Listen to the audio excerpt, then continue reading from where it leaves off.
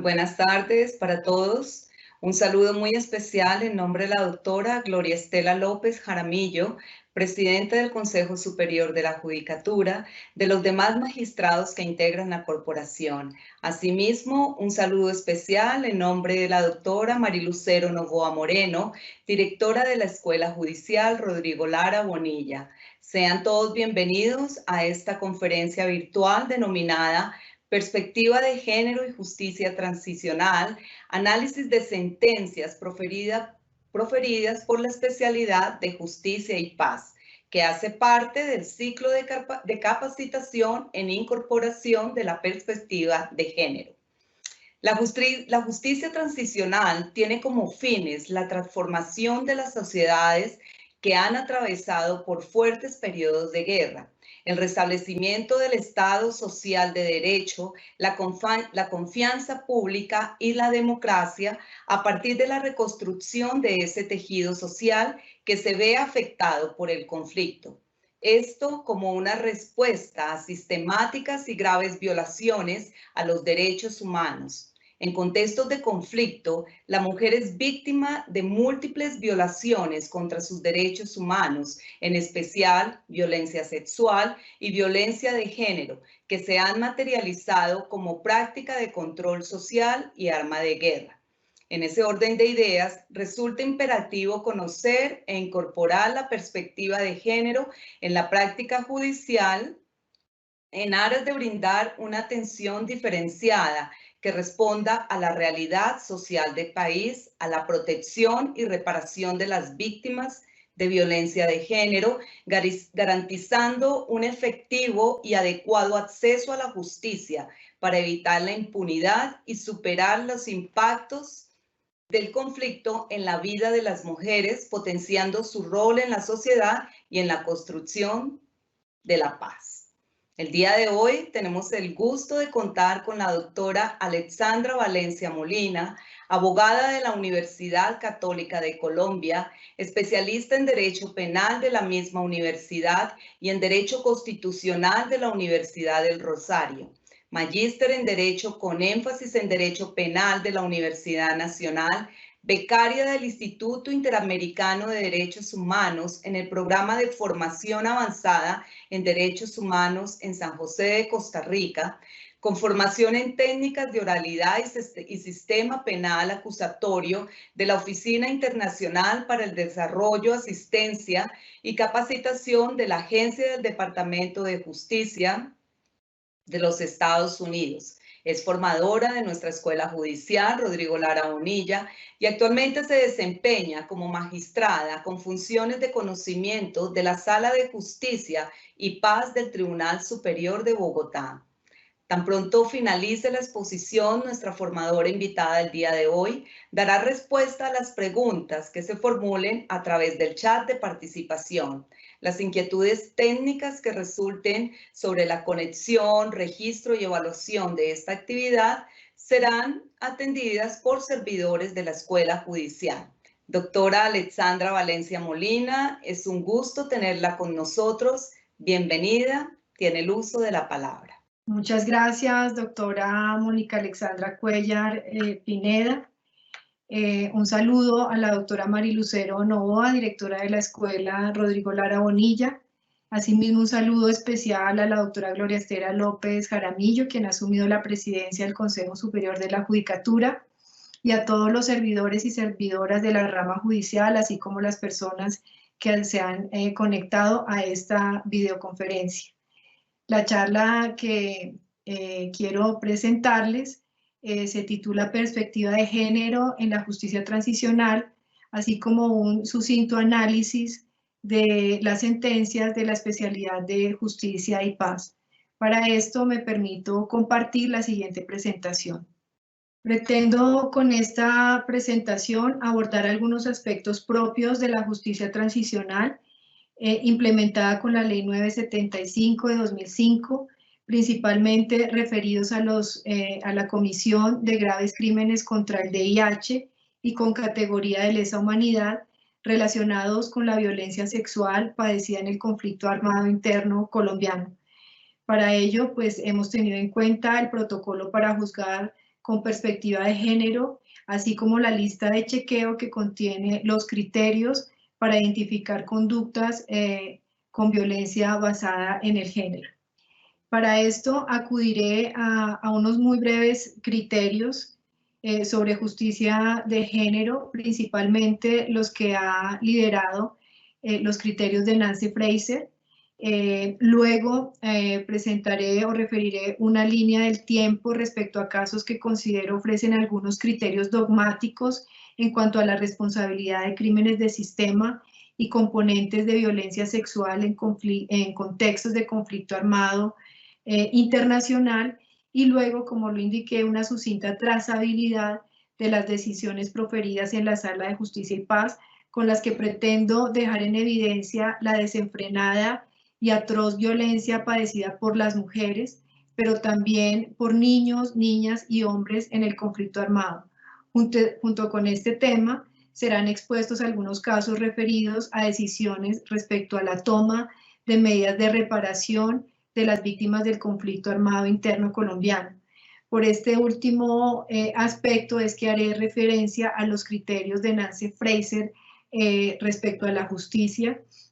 Como bien sabemos, es ella la que ha apalancado los conceptos o el enfoque tridimensional de la justicia en redistribución, reconocimiento y representación. La propuesta de Fraser principalmente apunta al reconocimiento de las diferencias, es decir, el análisis de Fraser se orienta a superar esa idea de igualdad, ¿no?, que existe, para que en su lugar se entienda la redistribución y el reconocimiento de las diferencias. Para Fraser, los paradigmas de la justicia en estos tres aspectos pues se pueden definir siendo el primero el de la redistribución, como aquella dirigida a la satisfacción de las exigencias de la justicia social, es decir, la necesidad de redistribuir los recursos y las riquezas como uno de los objetivos que persiga toda justicia. Siguiente.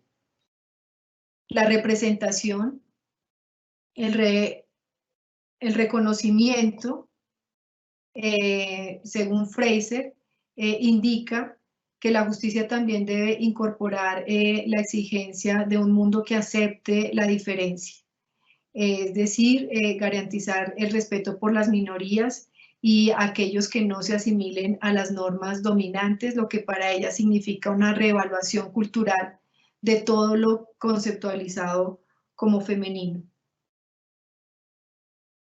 La representación o la dimensión de la representación de la justicia, según la autora, invoca que el escenario en el que se desarrollan las luchas por la distribución y el reconocimiento es lo que para Fraser significa representación. Este escenario, según ella, ha sido modificado por el mundo global, por las situaciones de migraciones actuales, y lo que ella pretende es la actualización de los conceptos de justicia, ¿sí? Pero así como sugiere la actualización del concepto de justicia, también hace referencia a un nuevo tipo de injusticia, y para Fraser este nuevo tipo de injusticia lo denominaría como el desenmarque, ¿sí? Ese desenmarque para Fraser pretende salir del marco de la justicia como el que gravita en un estado territorial, ¿sí?, para entender que la justicia tiene unos criterios mucho más globales y que por esa globalidad precisamente se han generado unas causas estructurales de muchas injusticias que principalmente no responden a los límites territoriales. Siguiente. En claro estos iniciales conceptos y como preámbulo, pues entraríamos también para definir el género como una categoría sospechosa, ¿sí? Estos conceptos preliminares pues resultan precisos para de alguna manera dar continuidad a lo que en Justicia y Paz pues hemos reconocido como perspectiva de género. El género como categoría sospechosa fue introducida por la Corte Suprema de Justicia de los Estados Unidos desde la década de los 60, y esto explicaba, por ejemplo, que no era lo mismo analizar o entrar en categorías económicas, o cuando se analizaban casos que involucraban categorías económicas, pues no era lo mismo que analizar casos con categorías de raza o de sexo. Y allí esta Corte Suprema de Justicia de los Estados Unidos pues empezó a entender que habían unas categorías que ciertamente resultaban para ellos sospechosas, como la de la raza y el sexo. Estos criterios fueron acogidos en los fallos, en los casos de Atala Rifo y Norin Catriman, cuando se usaron este tipo de categorías en razón de la raza y la orientación sexual, y para ello la Corte Interamericana de Derechos Humanos señaló que cuando estas categorías estaban dadas, la fundamentación y su análisis debía ser mucho más rigurosa y de mayor peso. En nuestra Corte Constitucional se han explicado estas categorías sospechosas en la sentencia C-879, y según la jurisprudencia de esta corporación, se funda en rasgos permanentes de las personas de las cuales pues las personas no pueden prescindir por voluntad propia a riesgo de perder su identidad. Esa sería como la primera categoría de sospechosa, digamos. Estas características han estado sometidas históricamente a patrones de valoración cultural que tienden a ser menospreciadas. Estos puntos de vista no constituyen per se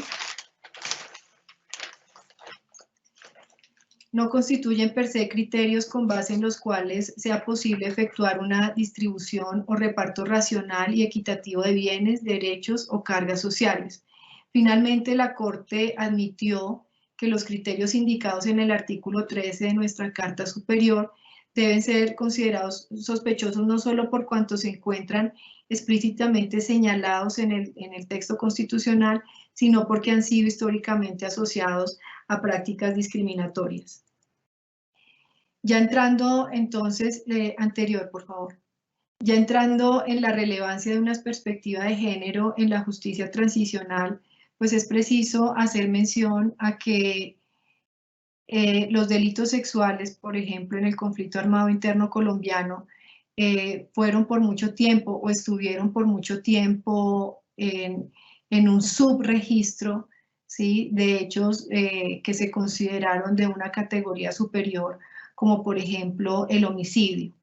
En este sentido y en este orden,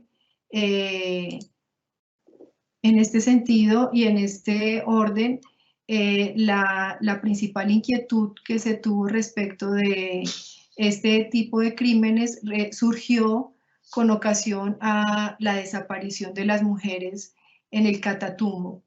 Este fue uno de los casos por los cuales principalmente nos adentramos en el estudio de las cuestiones probatorias y procesales, en virtud de que existía una fuerte dificultad para comprender si eventualmente una mujer inhumada había sido víctima o no de alguna conducta o algún tipo de agresión sexual. Con base en esta referencia, pues trajimos como a colación una línea de tiempo muy corta realmente respecto a lo que ha sido el escenario judicial de los casos que han tenido transgresiones contra la mujer o transgresiones sexuales en medio de conflictos armados. La primera referencia que uno pudiera encontrar respecto a la prohibición de formas de violencia contra la mujer estuvo consagrada en las denominadas Instrucciones de Lieber de 1863, constituidas como el primer intento de codificación de las directrices de la guerra. Allí pues existía una prohibición explícita de violación y se calificaba como un crimen disciplinario de las tropas. Es decir, no tenía una relevancia distinta a ser un crimen disciplinario. Para 1907 se consagró en los convenios de La Haya una protección especial dirigida a la honra de las mujeres, y en 1945 se consagró por primera vez el acceso carnal violento como crimen internacional en la Control Council Law número 10, texto consolidado por las fuerzas aliadas luego de la ocupación alemana. 4 años después, en 1949, se consagró en los convenios de Ginebra la protección especial a las mujeres contra la violación como parte de la protección general de la honra. Luego de dichos preceptos normativos, sería la jurisprudencia de los tribunales internacionales ad hoc la que decantaría importantes elementos para comprender y enjuiciar los crímenes sexuales perpetrados en el marco del conflicto armado. Sin embargo, estos tribunales penales internacionales, por haberse ocupado de específicos casos en el particular contexto de los países donde se instauró este tribunal ad hoc, pues no contienen todas las formas de violencia que eventualmente pueden ocurrir en otros países en conflicto, y allí pues lo que se sugirió en estos tribunales fue precisamente la dificultad para adecuar específicamente una conducta a una denominación normativa. Es decir, es tanta la gama de agresiones sexuales, principalmente a las mujeres, que es muy difícil en una sola identidad normativa referirla específicamente. Avanzando en el tema, tenemos uno de los primeros casos ocurridos antes de la Segunda Guerra Mundial, principalmente en Japón, y esto es uno de los antecedentes internacionales que al parecer pudiéramos tener la sensación de ser muy remoto, pero paradójicamente estos mismos casos para el año 2000, 2002, o este mismo formato de violencia de 1932 fue el mismo formato de violencia que ocurrió en el departamento de Arauca en nuestro país para inicios del año 2000. Es el caso ocurrido en Japón, conocido como las Comfort Women, donde el Tribunal Militar Internacional para el Lejano Oriente resolvió esto, indicando, si bien este Tribunal Internacional abarcó los casos de las mujeres que habían sido violadas sexualmente, desestimó o ignoró por completo los casos de prostitución forzada de las denominadas Comfort Women, ¿sí? Según un testimonio de Jean-Ruth Vernet, mujer que nació y se crió en las islas neerlandesas, actual Indonesia, cuando tenía 19 años y los japoneses invadieron Java en 1942, las mujeres fueron trasladadas como prisioneras, ¿sí?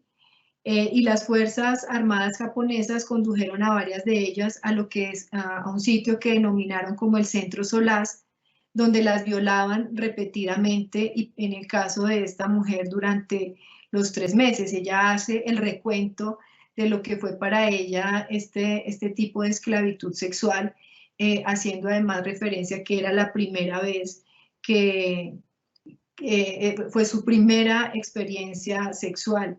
Sí, fue horroroso para ella. El relato de ella pues es bastante dramático en la medida que lo que señala es que hizo todo lo posible por afear su apariencia física y para no ser accedida sexualmente, y para ello rapó su cabeza. Este fue uno de los ejemplos más destacados del delito de esclavitud sexual y de negación de la justicia a las víctimas de un caso de esclavitud como este, institucionalizado, por ejemplo, para por el ejército imperial japonés en preámbulos de la Segunda Guerra Mundial y en el transcurso de esta guerra. Adicional al término con que eran estas personas caracterizadas mujeres de solaz. El término de mujeres confort o ianfu en japonés fueron forzadas a tener estos servicios sexuales por parte de los soldados japoneses bajo la idea que eso de alguna manera protegería de eventuales abusos a la población civil a cargo de los mismos integrantes pues, del ejército. Solo hasta el año 93 hubo un intento de resarcir estas atrocidades, es decir, casi 50 años después, pero sin embargo aún se insiste en la reparación por estos hechos. Finalmente Japón, y estoy haciendo un recuento lo más sucinto posible, solamente como para referenciar que eso que ocurrió, como ya lo dije, en el 32, ocurrió en nuestro país en el prostíbulo que la estructura paramilitar Bloque Vencedores de Arauca instauró en ese departamento y al que le denominó la última lágrima. Siguiente, entramos al caso Akayesu, en donde el Tribunal Penal Internacional para Ruanda planteó que aunque la violación es un crimen de lesa humanidad, como les decía, no contaban con una definición comúnmente aceptada en el derecho internacional, ¿sí? Para ello, el Tribunal de Ruanda reconoce que las diferentes legislaciones internas tienen una definición básica, ¿sí? Como un intercambio sexual no consensuado, pero que sin embargo esto no ofrece toda la gama de violación que pueden eventualmente padecer las mujeres, también niños o niñas y hombres de violencia sexual, ¿sí? Esto pues es una cuestión bien importante porque queda como un texto abierto para que los sistemas internos de justicia pues adopten la definición que de mejor manera describa la auténtica naturaleza de la violación, ¿sí? Esta situación pues tuvo lugar en la sentencia contra Muzik y Celevici. Ahora llegamos al Tribunal Penal Internacional para la antigua Yugoslavia. Ah, no, este es el mismo, perdón. Este es el mismo, es el caso de Akayesu. No, perdón, este es el de, ya estamos en la antigua Yugoslavia, donde las condenas de las personas que antes había citado lo fue por la complicidad.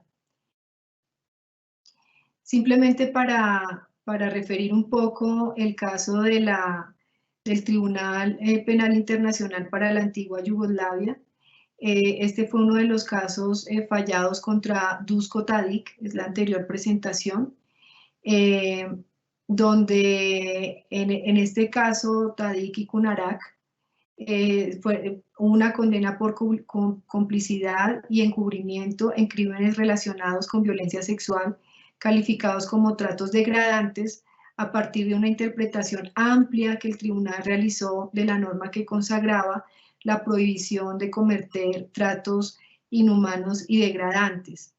En ese mismo tribunal, en el caso fallado contra Kunarak y otros, se amplió la interpretación al emitir una condena por violación, calificando dicha conducta como un crimen de lesa humanidad. Allí es donde se consagra la definición de violación como un elemento novedoso que introdujo la discusión sobre el consentimiento de la víctima, entendiendo que en contextos de violencia generalizada no puede existir tal consentimiento ni libre ni voluntario. Y en el segundo elemento, pionero en dicho caso, tuvo que ver con la concepción de la violación más allá de la penetración forzada, extendiendo el delito a aquellos casos en los que las mujeres fueron obligadas a cometer actos degradantes, como el de la felación. Entonces, pasamos de lo dicho en su momento por el Tribunal de Ruanda a lo dicho por el Tribunal Penal Internacional para Yugoslavia, y es allí donde se dan pasos hacia adelante respecto a la interpretación de las agresiones sexuales que puede padecer una mujer.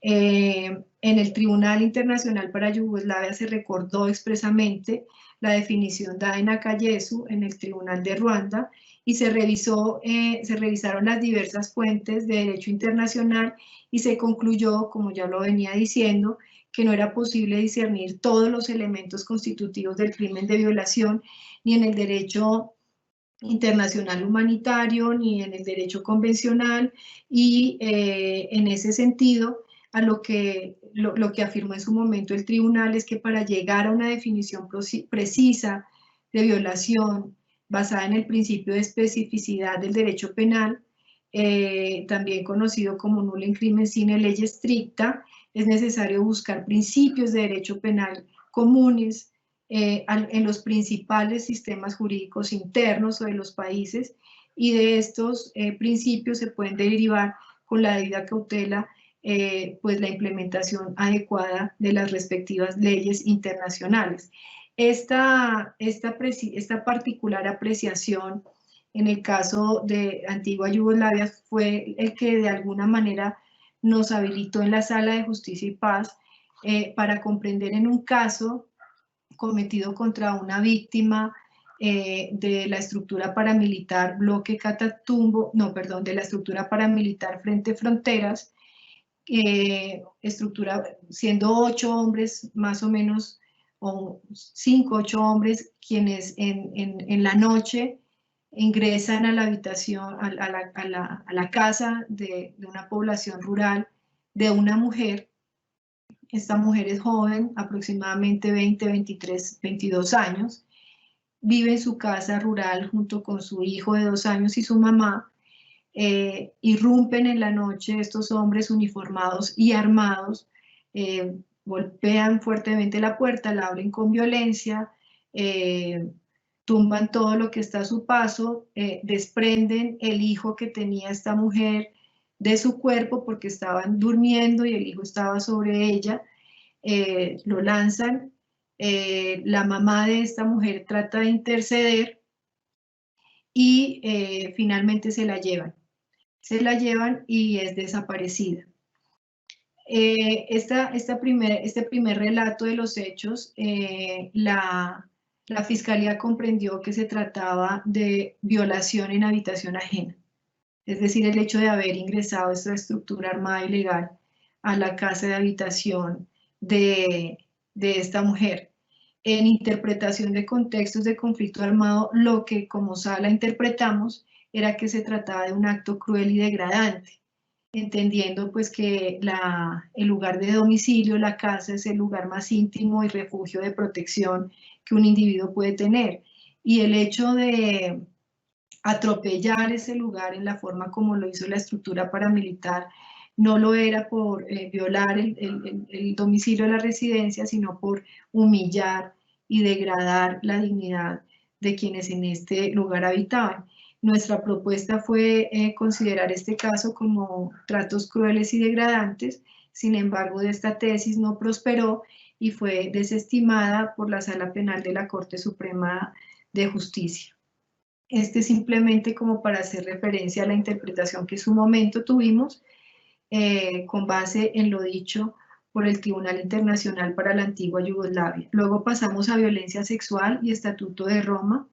Dentro de los crímenes establecidos en el artículo 7 del Estatuto de Roma se incluyen los literales G y H correspondientes a violencia sexual en un sentido amplio, así como violencia de género, violación, esclavitud sexual, prostitución forzada, embarazo forzado, esterilización forzada y otros abusos sexuales de gravedad comparable. La persecución de un grupo o colectividad con identidad propia fundada en motivos políticos, raciales, nacionales, étnicos, culturales, religiosos, de género, definidos en el parágrafo 3, u otros motivos reconocidos universalmente como inaceptables con arreglo al derecho internacional, en conexión con cualquier acto relacionado en estos capítulos o con cualquier crimen de competencia de la Corte.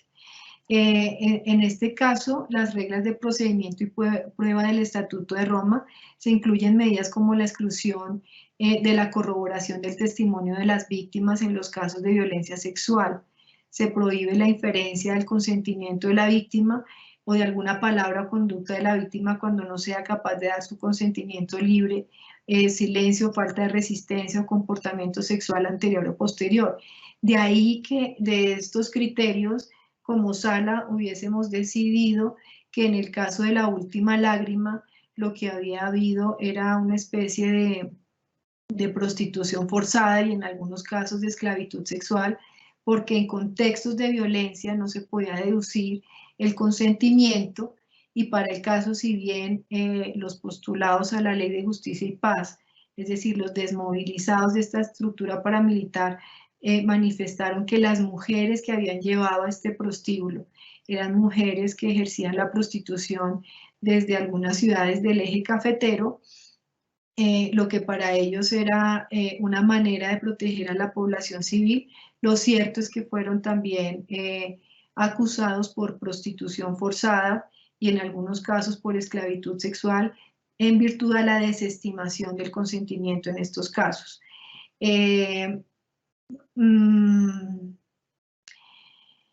Bien, aquí pues realmente no se cumple del todo con estas reglas de procedimiento y prueba, porque a veces es necesario, digamos, como jurisdicción, saber un nuevo relato de la víctima.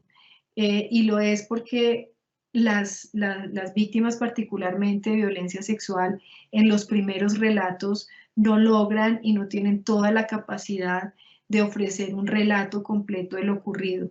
Parece que su capacidad de evocación ha entrado en una especie de bloqueo, considerando que estos hechos conocidos en la justicia transicional pues ocurrieron hace más de una década, y hasta ahora pues se están documentando, y en los primeros relatos pues las víctimas no cuentan con toda la capacidad de narración que pudieran tener para contar lo ocurrido, y ha sucedido que en las sesiones de audiencia ante la magistratura hay una especie de detonación de los recuerdos y hay un relato mucho más detallado y dramático de las experiencias padecidas por estas víctimas en el conflicto armado.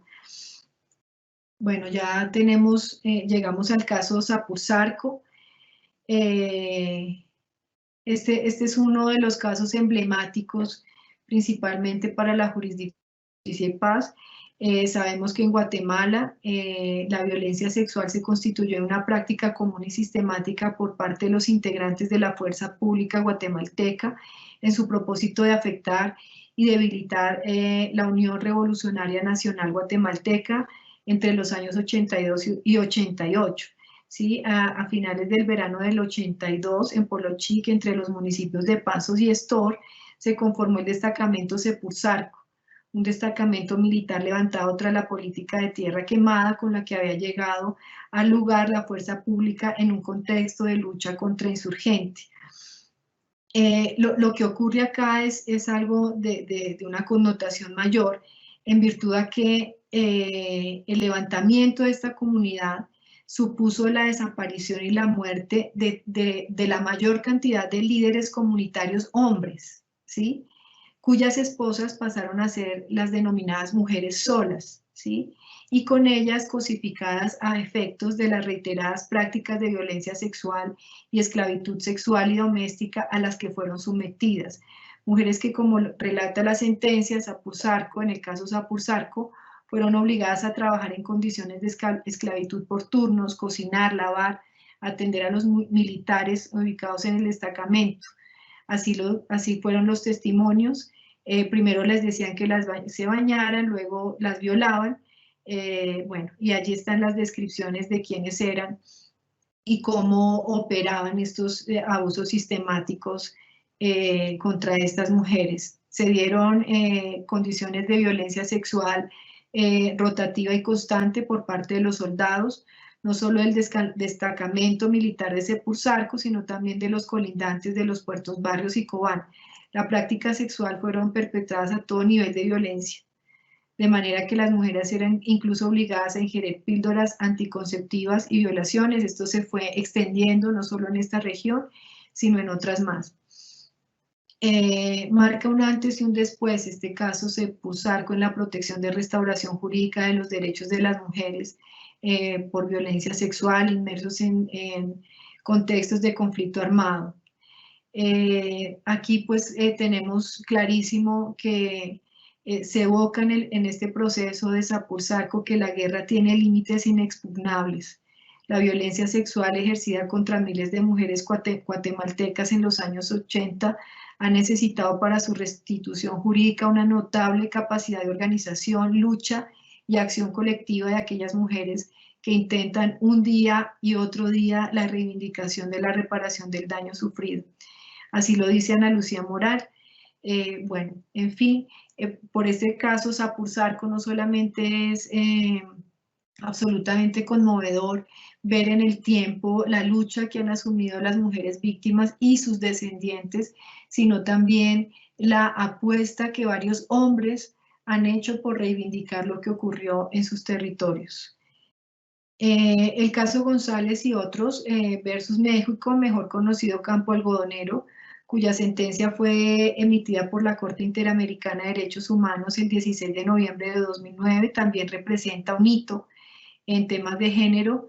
En esta sentencia se condenó al Estado mexicano como responsable por la desaparición y muerte de Claudia, Esmeralda y Laura, cuyos cuerpos fueron hallados en Campo Algodonero de la ciudad de Juárez el 6 de noviembre de 2001.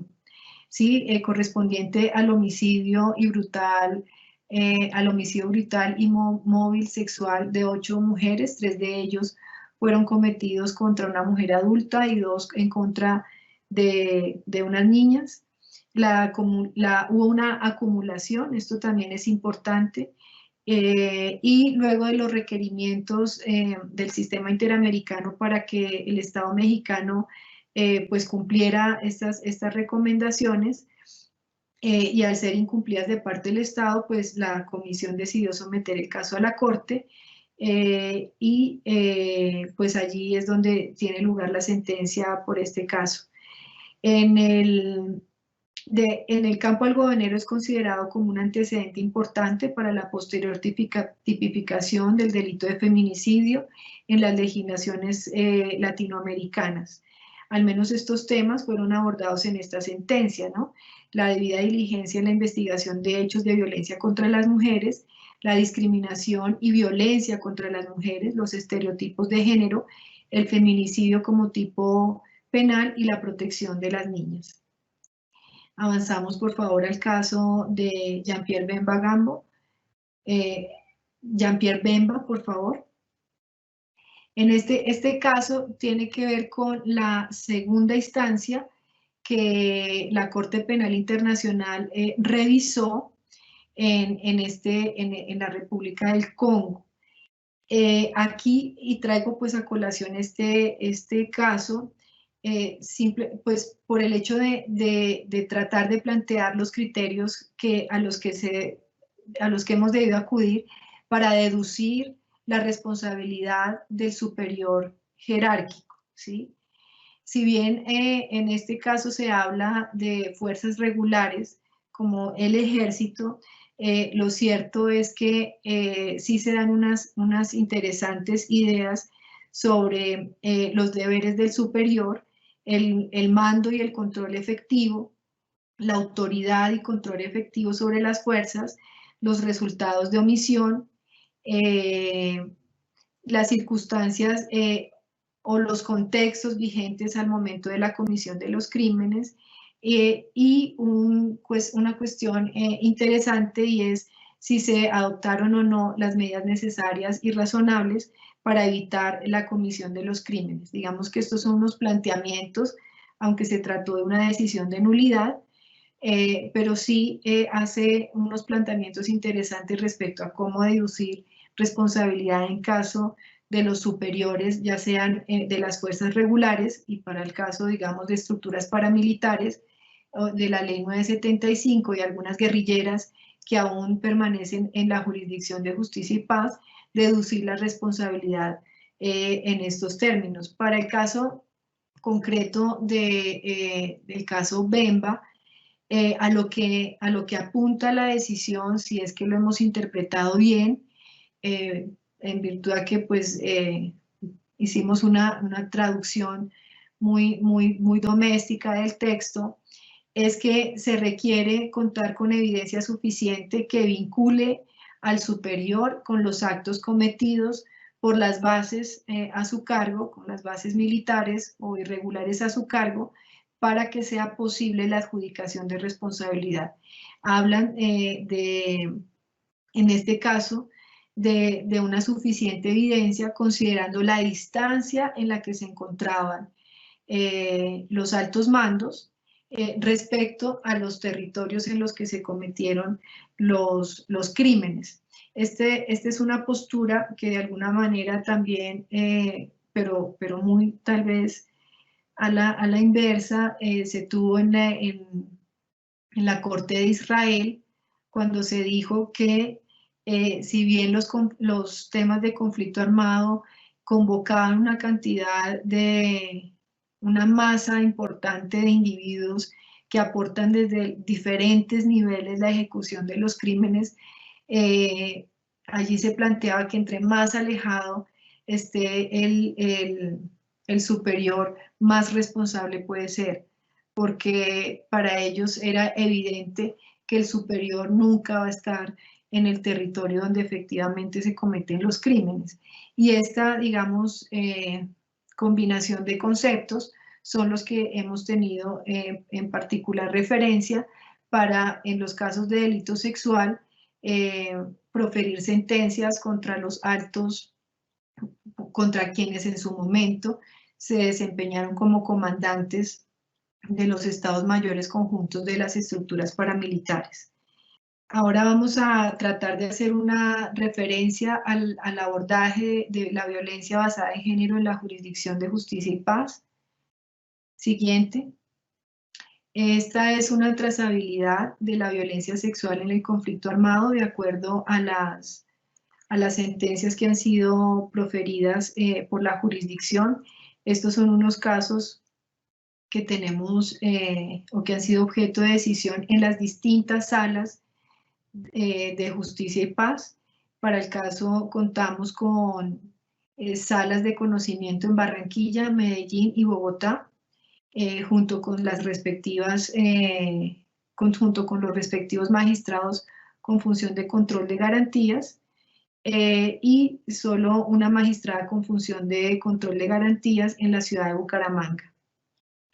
El caso de las niñas calvas hace referencia a los castigos que en su momento la estructura paramilitar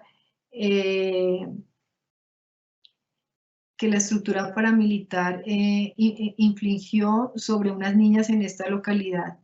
Esto tenía una simbología interesante, o una simbología relativa al cabello. Parece que la feminidad pues se identifica con el pelo largo, y así, digamos, era en esta región, y pues de esta manera el castigo que le infligieron a estas niñas fue calvearlas. Esto hará parte de una de las sentencias de la estructura paramilitar que se posicionó en este caso del territorio nacional. Antes de continuar con eso, y según el Centro Nacional de Memoria Histórica, en el informe La guerra inscrita en el cuerpo, y es un informe del 2017 del Observatorio de Memoria y Conflicto del Centro Nacional de Memoria Histórica, se contabilizaron 15.076 personas víctimas de delitos contra la libertad y la integridad sexual en el marco del conflicto armado.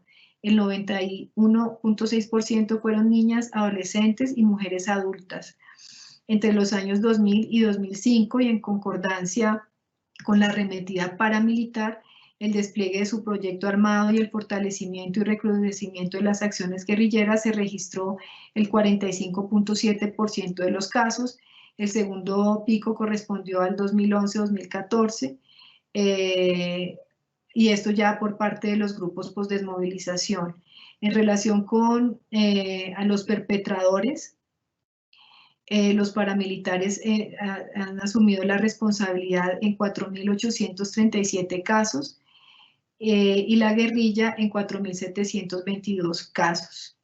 Como lo decía, ahora sí, el caso de las niñas calvas, esto ocurrió entre el 97 y el 2004, en Puerto Gaitán Meta, los paramilitares, como lo dije, pues castigaron y esclavizaron a las niñas por el hecho de llegar tarde a la casa, ¿sí? De manera compulsiva había un señalamiento en que si una mujer no estaba temprano a su casa era una prostituta o una rebelde o una chismosa, y de esta manera fueron obligadas a trabajar, a recibir humillaciones, a barrer las carreteras, luego de rapadas, como un símbolo de incumplimiento a las normas impuestas por la estructura paramilitar. En el caso de la última lágrima, esto ocurre en Tame, Arauca. Esta fue una casa del Enocino en la que cientos de mujeres de distintas regiones del país fueron obligadas a prestar servicios sexuales a los paramilitares del bloque Vencedores de Arauca.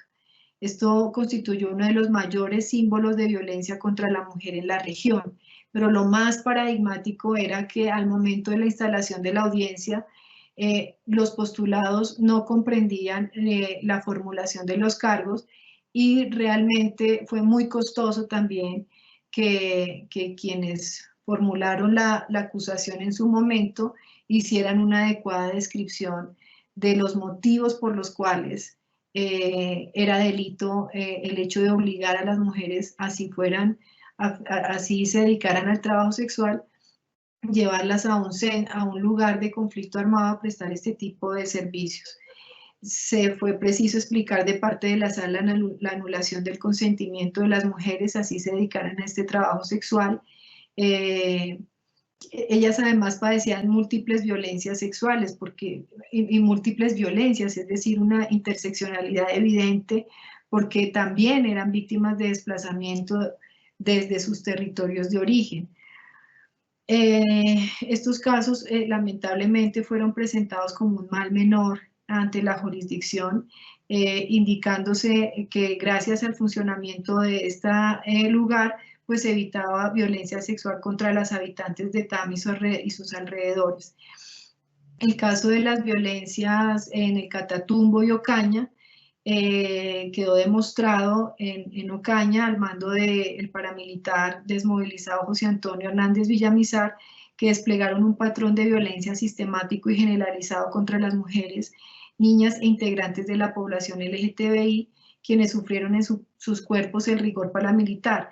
Pero lo más ¿cómo se puede decir?, adicional a los sometimientos sexuales y las agresiones sexuales padecidas en Ocaña, fue visto o está quedando en evidencia el ataque dirigido contra menores de edad a quienes quedaron en embarazo.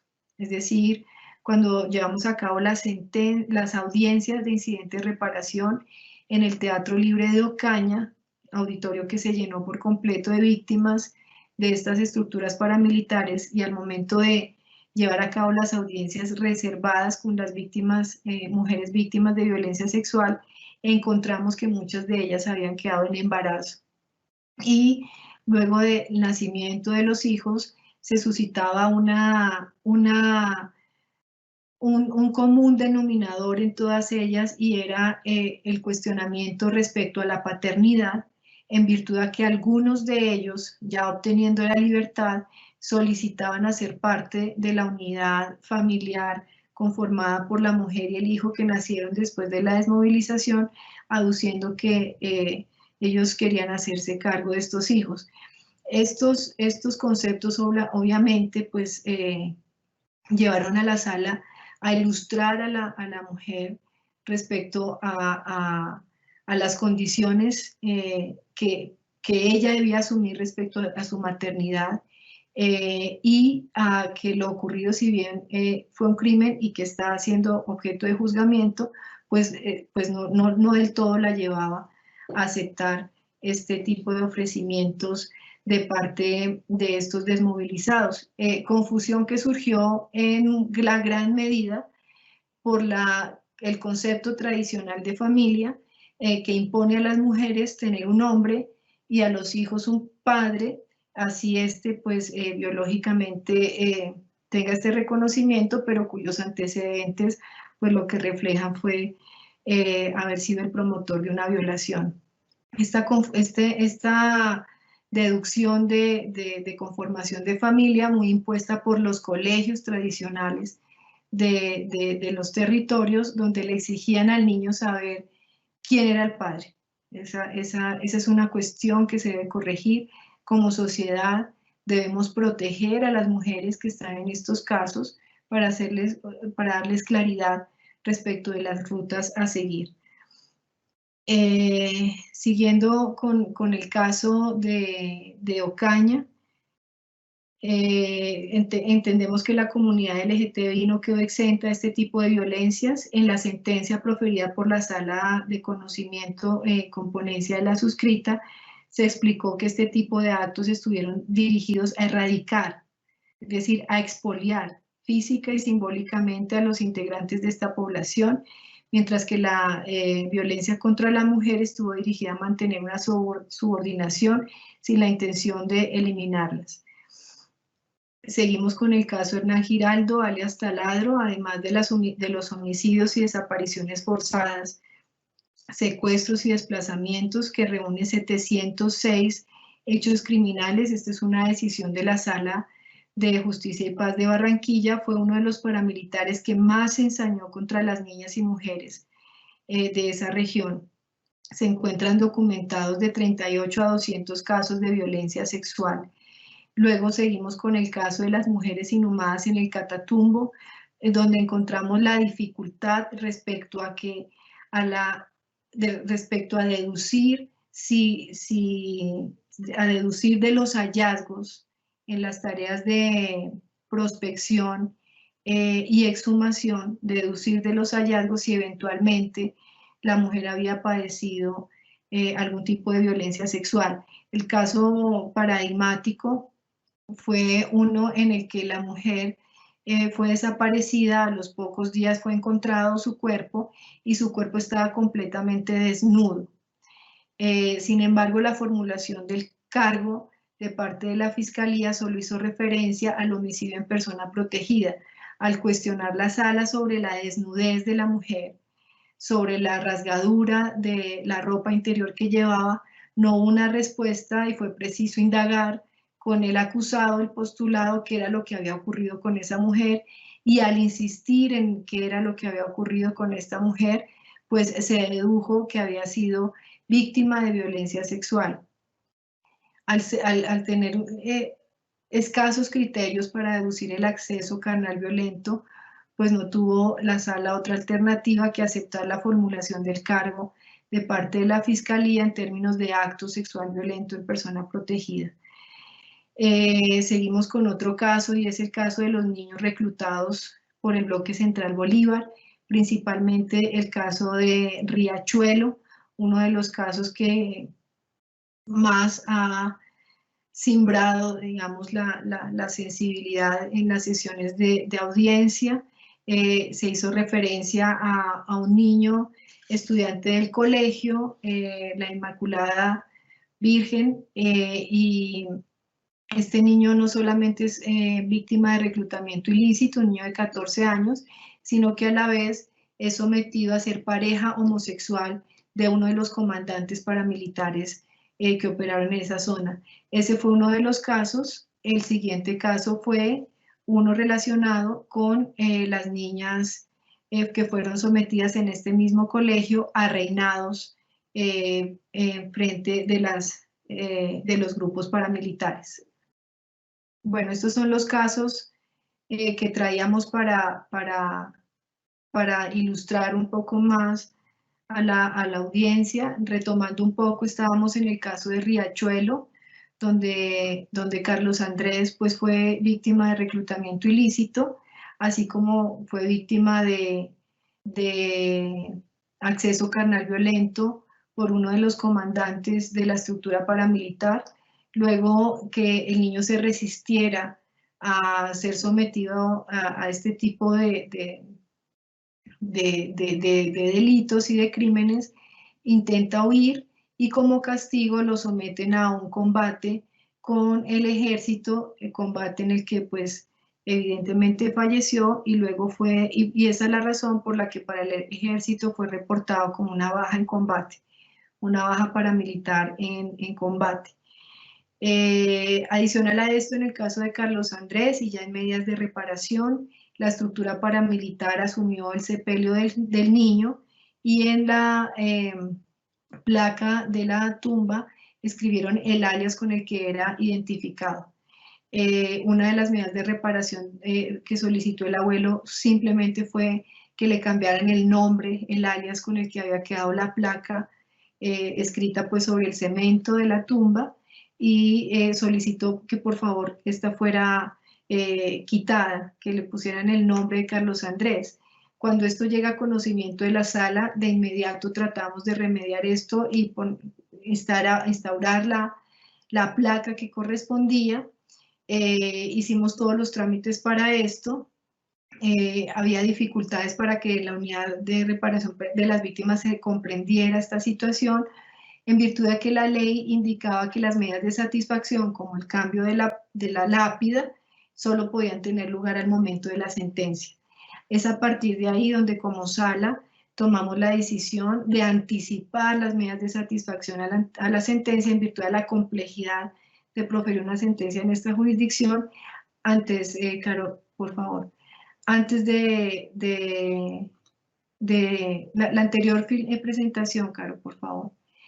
Y antes y ya al momento de decidir sobre el cambio de la lápida, lo que ocurrió fue que el abuelo había fallecido. Es decir, su única solicitud fue esa, y al momento en que la sala conoció este caso para tomar la decisión, pues el abuelo ya había fallecido.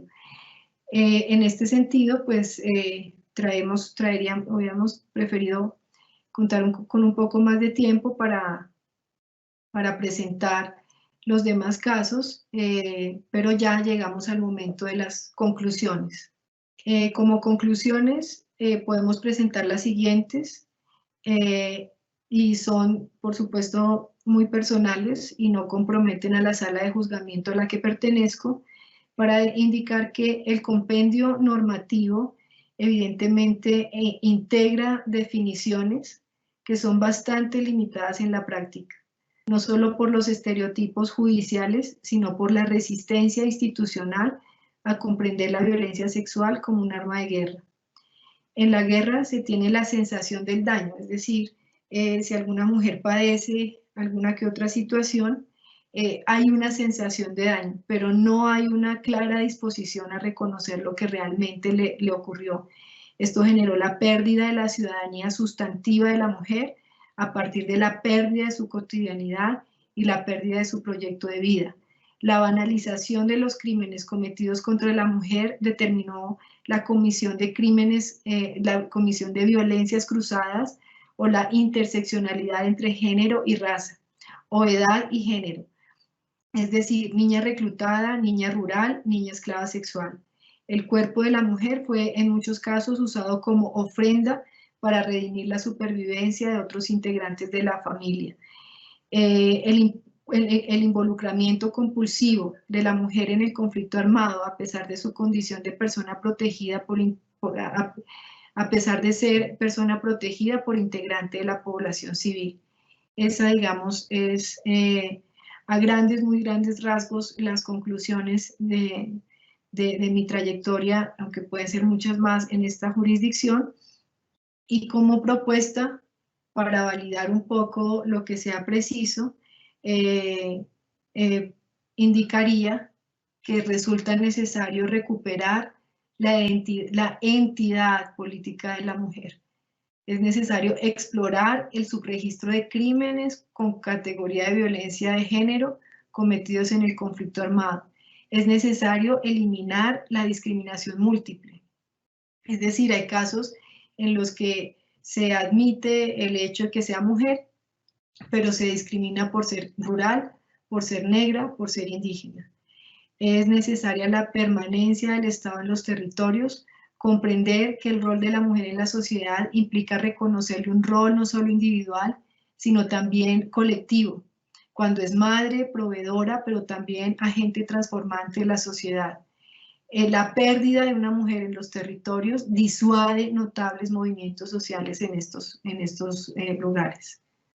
Con esto doy por terminado, muy a grandes rasgos, la presente presentación. Muchas gracias. Muchísimas gracias, doctora, y pasamos al fragmento de las preguntas. Primera pregunta, doctora Alexandra. ¿Qué retos implica para la especialidad de Justicia y Paz aplicar el enfoque diferencial de género en sus decisiones?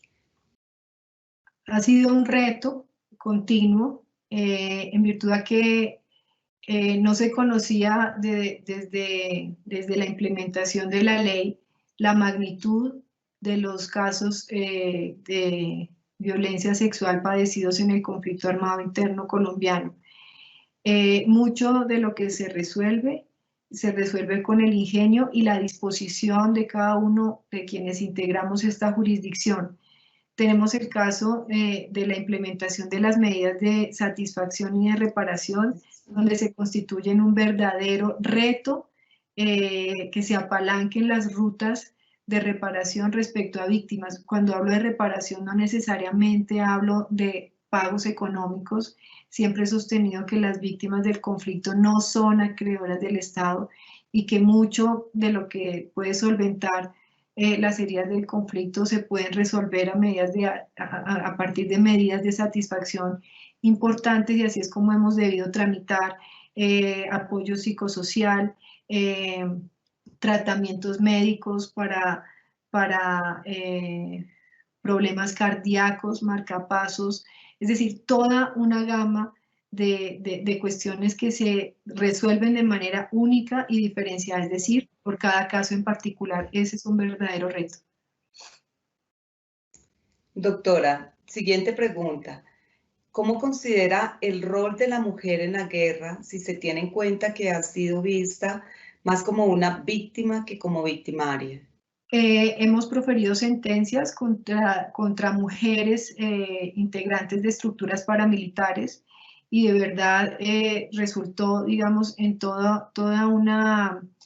fue un caso de bloques centauros como estructura paramilitar, y lo que encontramos allí fue también una ruptura respecto a los procesos que se adelantan cuando se trata de un hombre y procesos que se adelantan cuando se trata de una mujer. No era fácil entrar en comunicación con esta persona, no era fácil conocer su humanidad, digamos.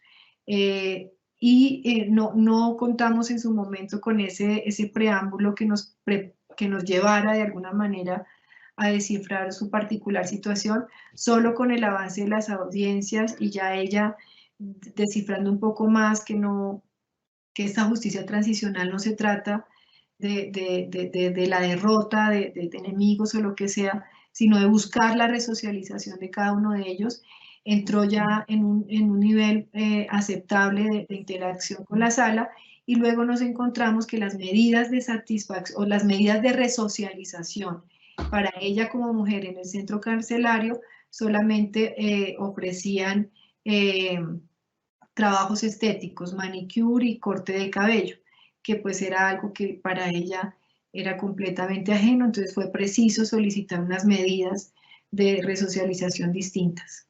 Un agradecimiento especial a la doctora Alexandra Valencia Molina por su clara y ponderada explicación sobre la incorporación de la perspectiva de género en el marco de la justicia transicional en las decisiones proferidas por la especialidad de Justicia y Paz, que nos permite comprender la dimensión social que entrañan estos casos y la importancia de aplicar en la práctica judicial estándares diferenciados que garanticen una administración de justicia efectiva, oportuna y cercana a la población. Muchas gracias, doctora.